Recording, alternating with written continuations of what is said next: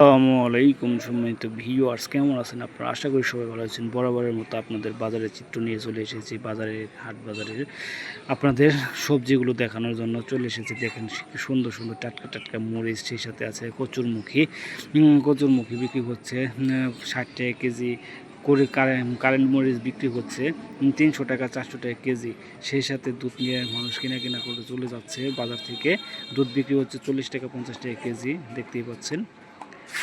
এই হচ্ছে আপনাদের বাজারের অবস্থা। দাম অনেক বেশি সবজির দাম তুলনামূলক একটু বেশি, কারণ বর্ষার কারণে প্রবল বৃষ্টির কারণে সবজি এখন বর্তমানে বাজার নেই বললেই চলে।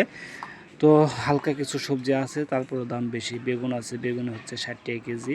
আলু বিক্রি হচ্ছে 40 টাকা 30 টাকা কেজি। সব মিলিয়ে অবস্থা গোরুচরণ। রসুন বিক্রি হচ্ছে 120 টাকা কেজি। ধুন্দল বিক্রি হচ্ছে 40 টাকা কেজি। কাঁচকলা বিক্রি হচ্ছে 20 টাকা আলি।